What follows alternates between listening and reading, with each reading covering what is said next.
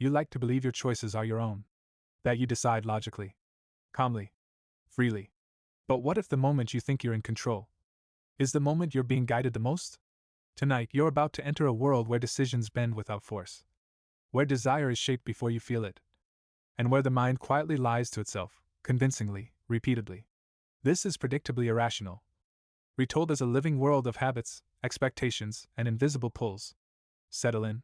Because once you notice these patterns, you'll never unsee them. Chapter 1: The Invisible Hand That Isn't There. The city looked ordinary at first glance. Stone paths curved between glass towers and low wooden homes, markets buzzed softly with movement, and people flowed through the streets like water following grooves worn long ago. Everything felt familiar, almost comforting. Yet beneath the calm surface, something unseen stirred. It moved quietly, never showing its face, guiding hands, bending thoughts, and nudging choices with the gentlest pressure. No one noticed it directly. No one ever did. At the heart of the city stood a vast hall built of pale stone and polished metal. Light spilled through its high windows and washed over long tables arranged in perfect order. People entered the hall believing they came by choice. They felt confident, certain, proud of their independence. Inside, they were offered simple decisions. Nothing dangerous. Nothing dramatic. Just small choices, framed as harmless tests of preference and taste. Most smiled as they took their seats, unaware that the room itself had been designed to reveal something fragile about them. The air in the hall carried a strange stillness, as if waiting. Objects placed on the table seemed ordinary at first, yet their placement was precise, deliberate, almost ritualistic. Each item existed not on its own, but in relation to the others. A cup placed beside another cup changed its meaning. A free offering beside a costly one bent perception like heat bending air. The people sensed none of this. They believed they were simply choosing what felt right. As hands reached out, patterns emerged. Not random patterns, but repeating ones. Again and again, different people made the same choices, driven not by deep desire or careful thought, but by the shape of what lay before them. When one option seemed free, it glowed with false warmth. When another seemed costly, it carried weight beyond its substance. Minds leaned toward what felt safer, simpler, more rewarding, even when logic whispered otherwise. Outside the hall, the city continued its rhythm. Shops lined the streets, each window carefully arranged. Signs whispered promises without words. Colors pulled attention like gravity. People passed by believing they were immune, believing they saw clearly. Yet their steps slowed at familiar triggers. Their hands reached for what had been placed at eye level. Their paths curved gently, predictably, toward what had been prepared for them long before they arrived. In quiet corners of the city, unseen observers watched the flow. They did not interfere. They only noted how easily expectations shaped experience.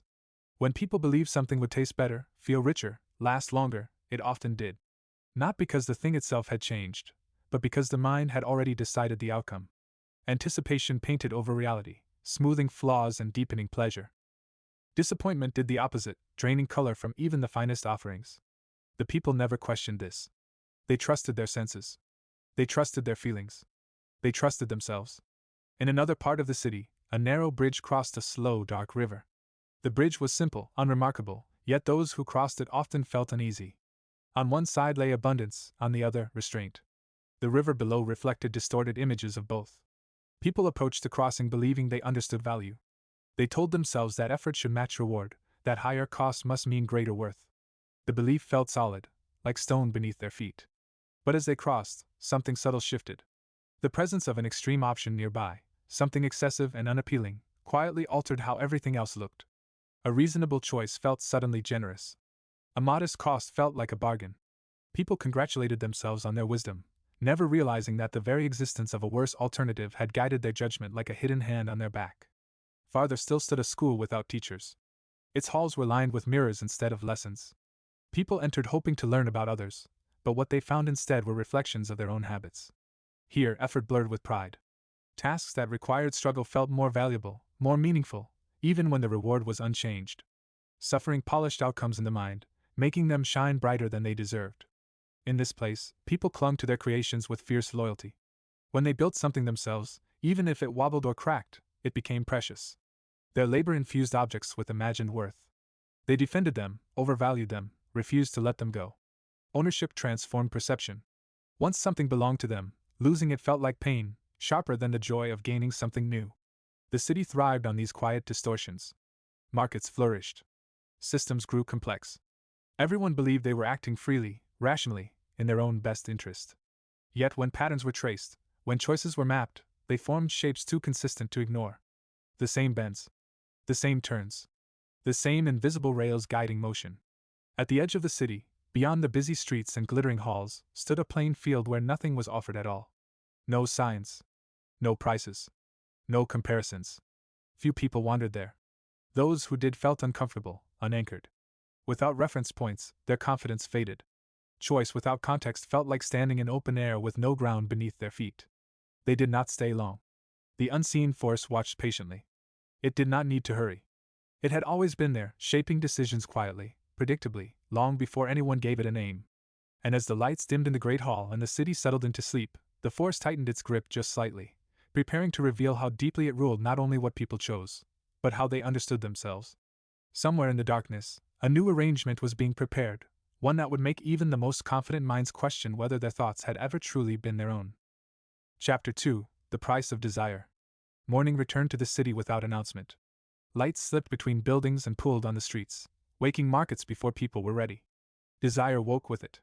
Not hunger alone, but the deeper pull that rose uninvited, the kind that wrapped itself around thoughts and refused to loosen its grip. Near the center of the city stood a long avenue where windows gleamed like still water. Behind the glass, objects waited. Some were modest, others radiant, but all shared a silent promise. People drifted along the avenue believing they were only looking. Their bodies moved slowly, their eyes lingering, their hearts beating just a little faster. They told themselves they could leave at any time. Inside the shops, warmth wrapped around visitors like an embrace. Soft surfaces, inviting scents, gentle light. Everything was arranged to feel safe. People felt clever here. They believed they were weighing value, measuring worth, deciding carefully. Yet something else had already begun its work. When a person touched an object, even briefly, something shifted. The object no longer sat outside them. It crossed a boundary. The thought of walking away became heavier. Letting go felt like loss. What moments earlier had been neutral now felt personal. The mind whispered reasons to justify desire. It spoke of usefulness, of future happiness, of fairness. The heart nodded along. Across the avenue stood a quieter building, built of darker stone.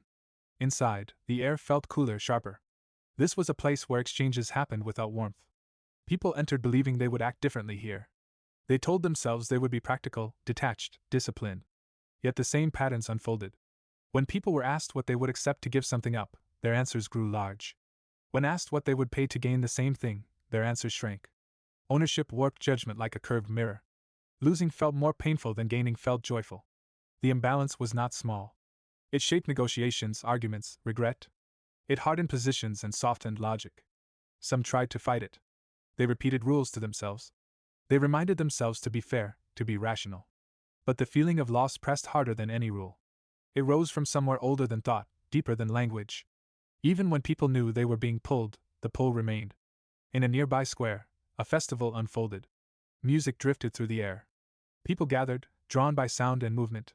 At the center of the square stood a simple stand offering small pleasures. Some were labeled as free. Others carried a cost, small but present. The difference changed everything. The free offerings glowed with unnatural appeal. Hands reached eagerly, smiles spread easily. People praised the generosity, the luck, the joy of getting something for nothing. Yet when the free offering vanished and was replaced by one that required even the smallest sacrifice, enthusiasm faded. The pleasure itself had not changed, but its meaning had. Free erased doubt. Free silenced caution. Free felt like magic. The city understood this well. Free was used sparingly, like a powerful spell. When invoked, it bent crowds. It overrode comparison. It made people forget what they were giving up in return. Time, attention, future cost. All vanished behind the glow of zero. Far from the festival, in a narrow street that curved like a question mark, stood a building filled with desks and quiet tension. Here, people were given tasks to complete. Some tasks were dull, others painful, some simply uncomfortable. When the tasks were finished, rewards were offered. The strange thing was not how people reacted to the reward, but how they spoke of it afterward. Those who had suffered more believed the reward was greater, even when it was the same. The mind stitched effort into value, turning pain into proof. Struggle became meaning. The harder the path, the more precious the destination felt. People defended this fiercely. To admit otherwise would be to admit that their suffering had been unnecessary. The city thrived on this belief. It built systems that demanded effort, complexity, endurance. Those who endured felt proud. They clung to the outcomes, even when better ones existed elsewhere for less cost. Letting go would mean questioning the past, and that felt unbearable. As the day wore on, clouds gathered above the rooftops. A storm approached slowly, heavy with unspoken tension. People hurried, clutching bags, guarding possessions. The fear of loss sharpened every step. A sudden sound made shoulders tense. A shadow passing too close sparked unease. In the markets, prices shifted subtly as the weather changed. Scarcity crept in, quiet but powerful. When something seemed limited, desire intensified. People wanted what might disappear. They paid more, accepted less, acted faster. The threat of absence was stronger than the promise of abundance. The unseen force moved through all of this like a current beneath the streets. It did not shout. It did not command. It only arranged the world so that desire followed the path of least resistance. People believed they were choosing what they wanted. In truth, they were wanting what had been made easiest to want. As night fell, lanterns lit the avenue once more. Reflections danced in the glass. Somewhere behind one of those windows, a new offer was being prepared.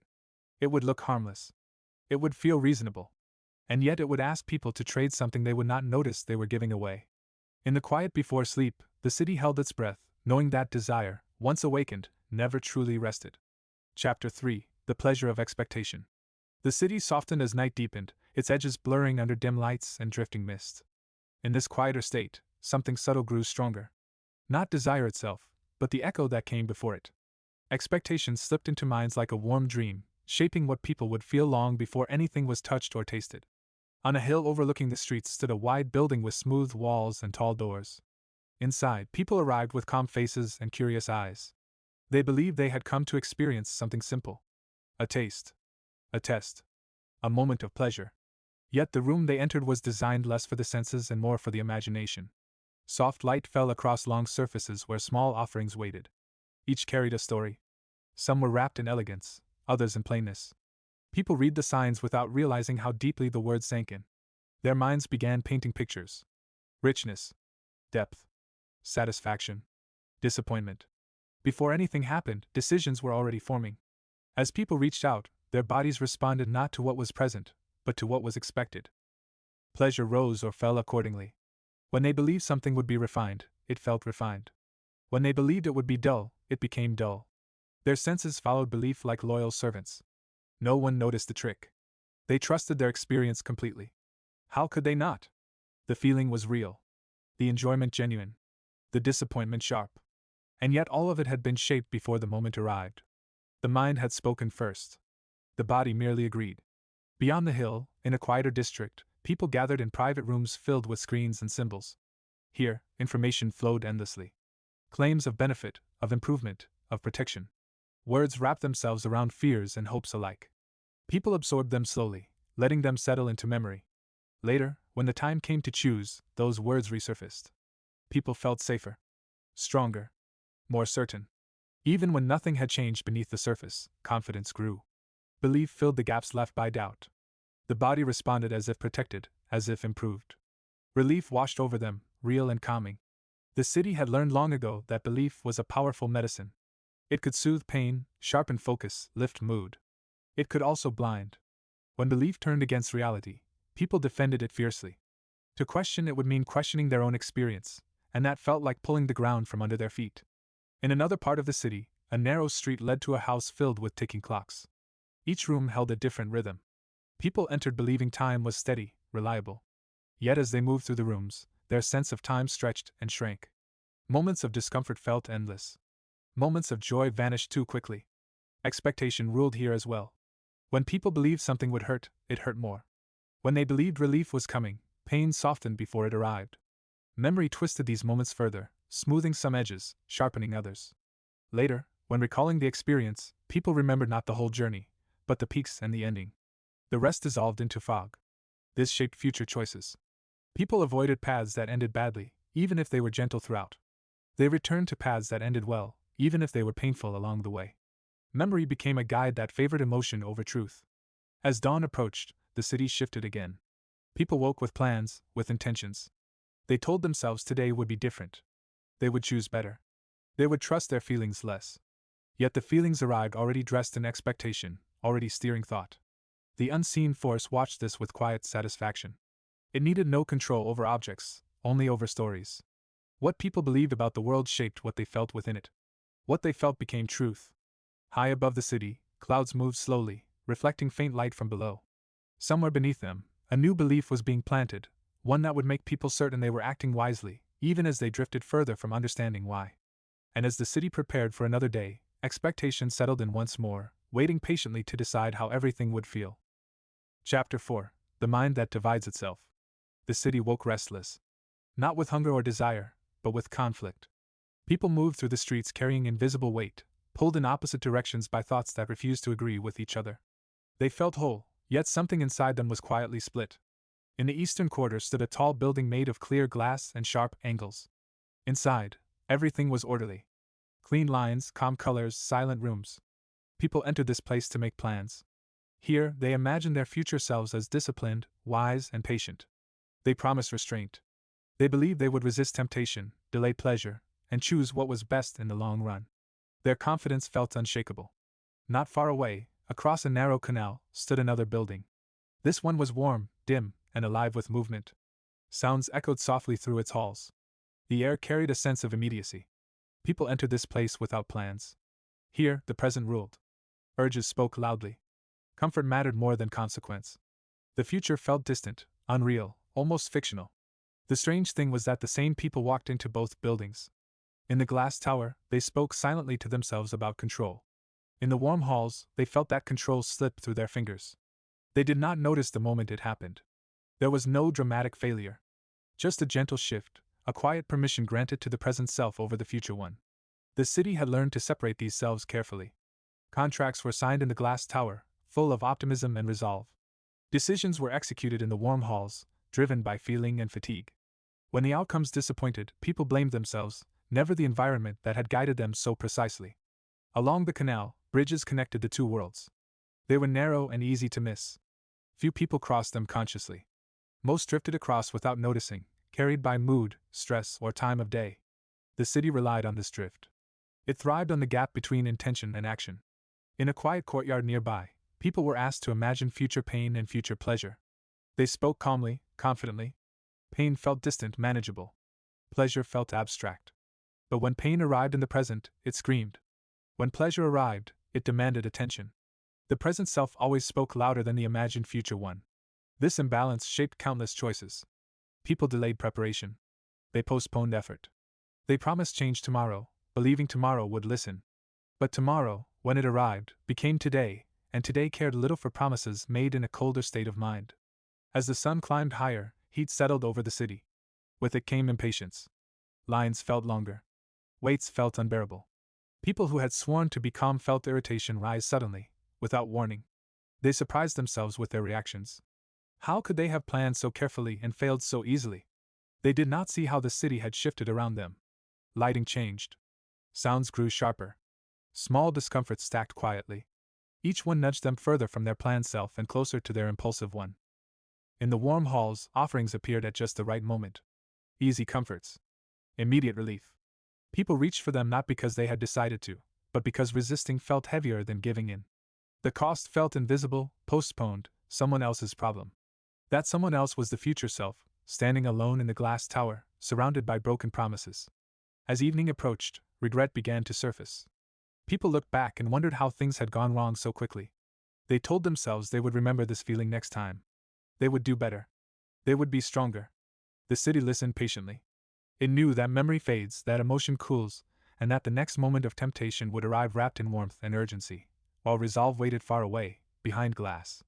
And as night returned, the bridges between the two selves grew quieter still, while the space between intention and action widened just enough for the unseen force to slip through once again. Chapter 5: When Rules Replaced Thought. The city grew quieter in a different way.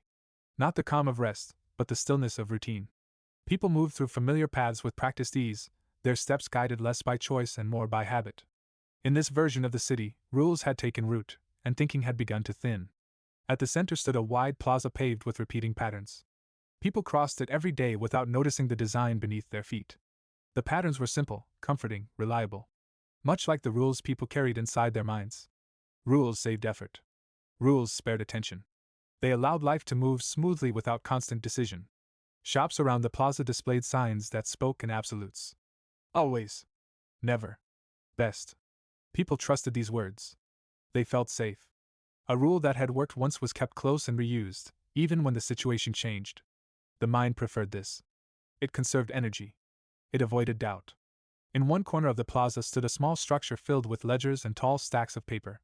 Here, people were asked to make judgments. They were given limited information, framed carefully. The first piece of information mattered more than all that followed. It anchored thought like a heavy weight dropped into water. Once the anchor settled, everything else drifted around it. People adjusted slightly, but never enough.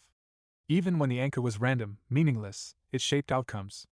People trusted it without realizing why. They believed their judgment was independent. It was not. Across the plaza, another structure held rows of chairs facing blank walls. People sat and were asked to imagine possibilities. Yet what they imagined was always shaped by what came easiest to mind. Recent experiences, vivid stories, striking images. These crowded out quieter truths. What felt common felt important. What was memorable felt likely. The city fed these impressions constantly. Stories repeated. Images echoed. Fear and excitement traveled faster than calm facts. People overestimated dangers they could picture and ignored risks that hid in silence. Their worry and confidence both followed familiarity, not accuracy. As the day went on, small moral tests appeared, scattered through the streets. Nothing dramatic. Just opportunities to bend a rule, to gain a little at someone else's expense, to look away. People faced these moments believing they knew who they were. Honest. Fair. Decent. And yet, with the right framing, the right excuse, the right distance from consequence, many crossed lines without feeling they had done so. They told themselves stories that preserved their self-image. They did not think of themselves as dishonest.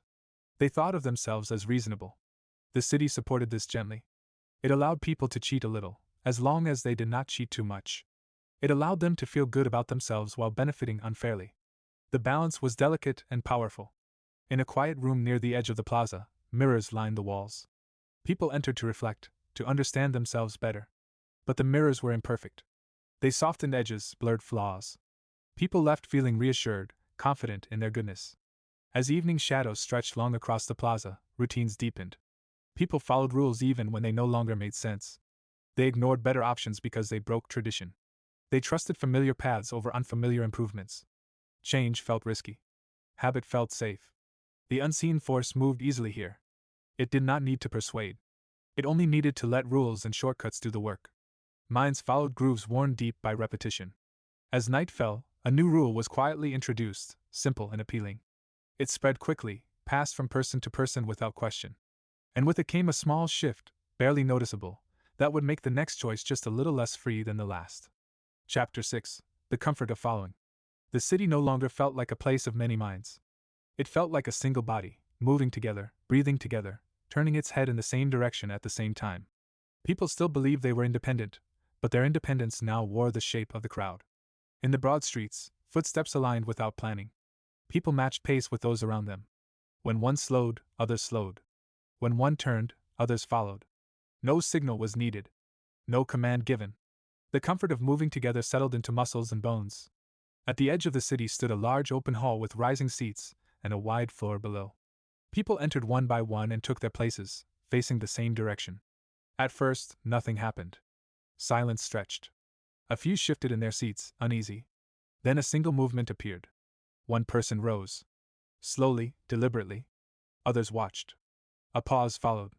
Then another rose. Then another. Soon, the motion spread like a quiet wave. People stood not because they understood why, but because remaining seated felt wrong. Standing felt safer. Correct. When they looked around and saw they were no longer alone, relief washed over them. No one asked what the standing meant. Later, when asked to explain their choice, people spoke confidently. They gave reasons. They invented logic. They believed these reasons fully.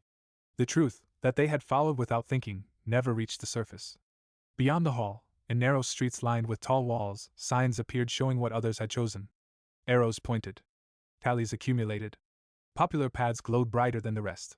People glanced at them briefly, then followed, trusting the wisdom of the many over the uncertainty of the self. The city encouraged this trust. It framed the crowd as protection. If many had chosen it, it must be right. If many believed it, it must be true. Doubt faded quickly when surrounded by agreement. In quieter corners, people faced decisions alone. Without signals from others, anxiety crept in. Choices felt heavier. Mistakes felt more dangerous. Some waited, hoping someone else would go first. Some searched for any hint of what was expected. When none appeared, they felt exposed. The city learned from this. It made expectations visible. It showed popularity, approval, trend. It reduced uncertainty by replacing it with imitation. People relaxed into it gratefully. Yet something strange happened beneath the surface. As people followed more, they thought less. As they thought less, they trusted themselves less. Their inner compass weakened from disuse. They relied increasingly on external cues to tell them how to feel, what to want, who to be. In one district, people were asked to judge something unfamiliar. At first, their answers varied widely. Confusion reigned. Then, a few answers were displayed publicly. Instantly, the range narrowed. People clustered around what appeared common. The diversity of thought collapsed gently, without resistance.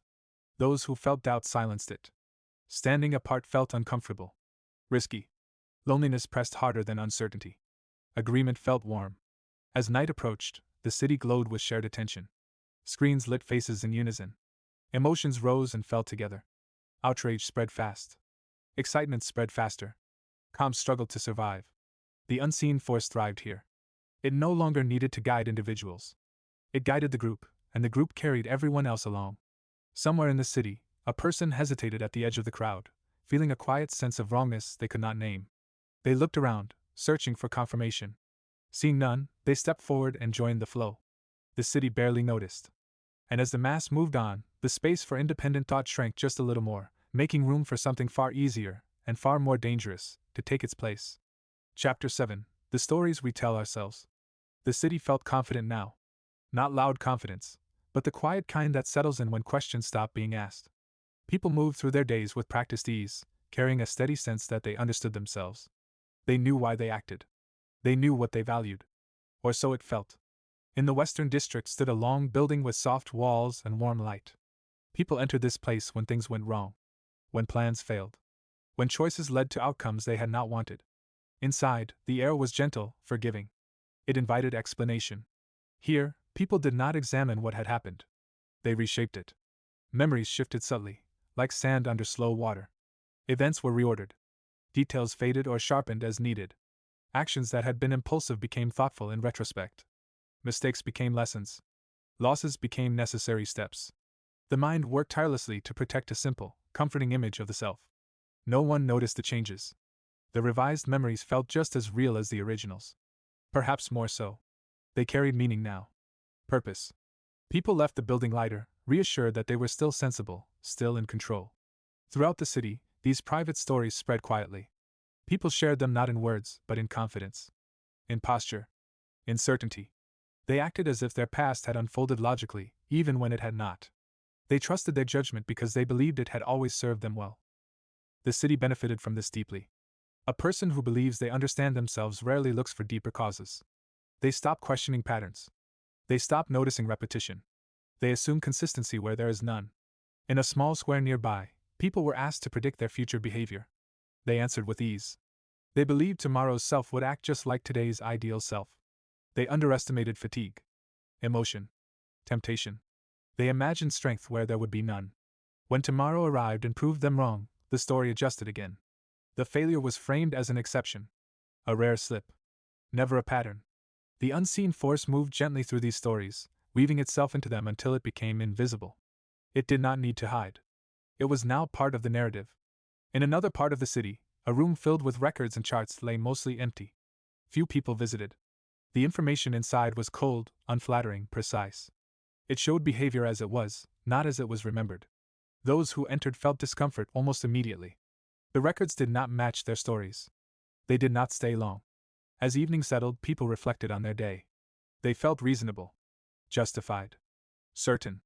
The city glowed softly around them, built on millions of small, unchallenged stories.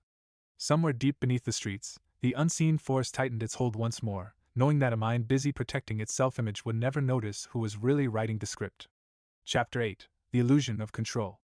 The city slowed, not from rest, but from certainty. People felt they had learned enough. They believed they understood the patterns now, that awareness itself was protection. The streets felt familiar in a deeper way, as if nothing truly new could surprise them anymore. In the northern quarter stood a tall structure with wide windows and long views. From here, people could see much of the city at once. They came to this place to oversee, to manage, to direct outcomes. Being above it all created a powerful feeling. Distance turned complexity into shapes and flows. From this height, everything seemed manageable. People standing here spoke silently to themselves about control.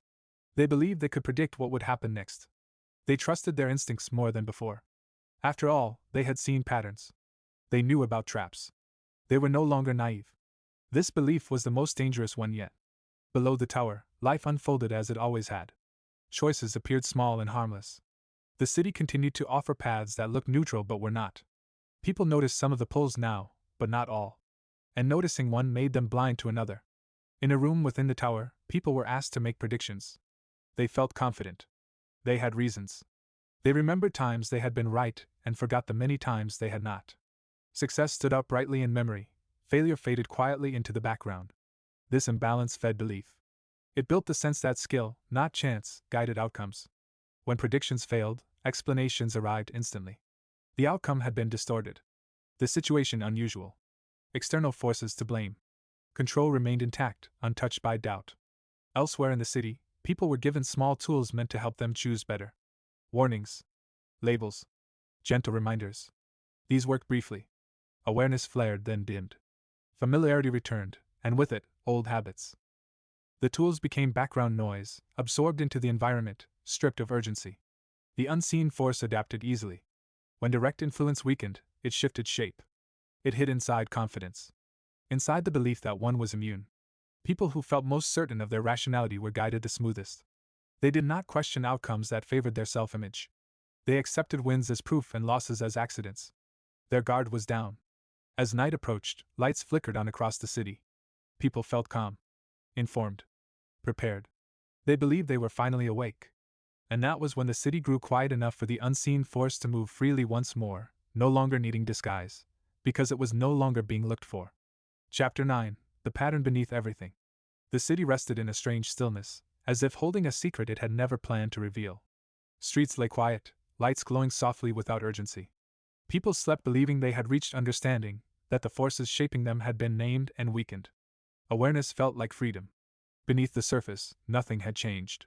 In the deepest part of the city stood a vast structure without walls. It had no doors, no signs, no clear beginning or end. It was made not of stone or metal, but of repeated motion. Paths worn smooth by countless steps. Choices replayed so often they had become automatic. This was the true shape of the city, though few ever sensed it. Here, patterns gathered. Every small decision made during the day flowed here quietly. Not as memories, but as tendencies. Leanings. Preferences formed without permission. The structure grew stronger with every repetition. People believed they were learning, but what they were mostly doing was reinforcing. The unseen force no longer needed to guide directly. It watched as people guided themselves. Those who thought they were cautious still relied on shortcuts. Those who believed they were disciplined still surrendered to the present when it spoke loudly enough. Those who trusted their awareness still mistook recognition for resistance. Knowing the trap did not dismantle it. Often, it only made the fall feel justified. In a quiet chamber near the center of the structure, reflections drifted like shadows. They showed people versions of themselves making choices again and again, always with slightly different reasons, always with the same outcome. The reflections did not accuse. They simply repeated. The city above continued to hum gently. Markets opened. Signs changed. Offers shifted shape. Everything adapted, evolving just enough to feel new while remaining deeply familiar. People responded as they always had, comforted by the sense of choice. Some felt a faint discomfort they could not place. A sense that something important was missing. They tried to name it, but the feelings slipped away when routine resumed. The structure welcomed them back without resistance. Far above, the tower still stood, offering its wide view. People continued to visit, to oversee, to feel in control. From there, the city looked orderly, predictable, safe. No one could see the structure beneath, because it did not look like a threat. It looked like normal life. The unseen force did not celebrate. It did not need to. It had never been separate from the city. It was the city, shaped by human minds acting in consistent ways, telling consistent stories, repeating consistent mistakes. As dawn approached once more, the city stirred. People woke with plans, with intentions, with confidence. They stepped into the streets believing today they would choose freely. And beneath their feet, the patterns waited, patient and unbroken, ready to carry them forward along paths they would never remember choosing, paths that felt natural, inevitable, and entirely their own. If this story changed the way you see your own choices, imagine what would happen if we stepped into another mind next. Which book should we retell next? Would you want to explore the psychology of influence, atomic habits, the art of seduction, or the subtle art of not giving AF asterisk? Asterisk asterisk. Tell me in the comments. And if you want more immersive retellings like this, stories that reshape how you think, feel, and choose, like this video. Subscribe to Momentum Mind. And keep the momentum moving. Your next decision might not be as free as you think.